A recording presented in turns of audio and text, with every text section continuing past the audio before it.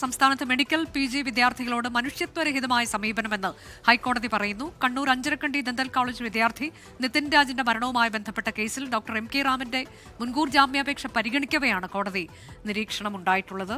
വിഷ്ണു സുരേഷ് വിവരങ്ങളുമായി. വിഷ്ണു, ജസ്റ്റിസ് ബദറുദ്ദീന്റേതാണ് ഈ ഗുരുതരമായ പരാമർശം വന്നിട്ടുള്ളത്. നിരീക്ഷണമാണ്, വാക്കാൽ പരാമർശമാണ്, ക്രൂരമായി കൈകാര്യം ചെയ്യുന്നു എന്ന് ജസ്റ്റിസ് ബദറുദ്ദീൻ പറയുകയാണ്.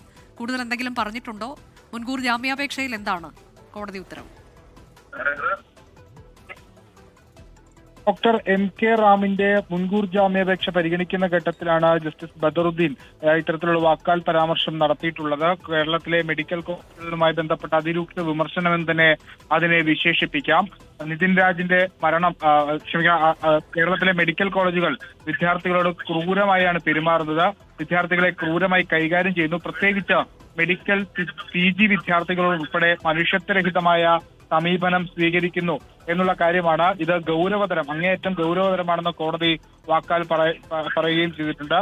ഇത് കമ്മീഷനെ നിയോഗിച്ച് അന്വേഷിക്കപ്പെടേണ്ടതാണെന്ന് കൂടി അദ്ദേഹം വ്യക്തമാക്കുന്നുണ്ട്. പക്ഷേ ഒരു ജാമ്യഹർജി പരിഗണിക്കുന്ന ഘട്ടത്തിലാണ് ഇത്തരത്തിലുള്ള പരാമർശങ്ങൾ ഉണ്ടായത്.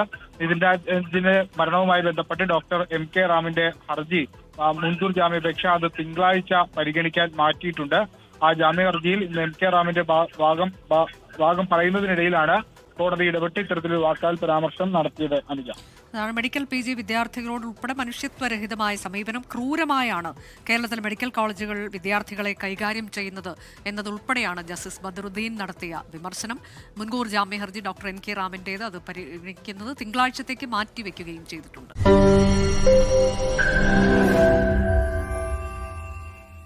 ലോകത്തെവിടെയായാലും ഏത് സമയത്തും 24 വാർത്തകളും ഓഗ്മെന്റഡ് റിയാലിറ്റി പാക്കേജുകളും എക്സ്പ്ലെയിനറുകളും വിശദമായി കാണാൻ ഞങ്ങളുടെ YouTube ചാനൽ നിങ്ങൾക്ക് സബ്സ്ക്രൈബ് ചെയ്യാം.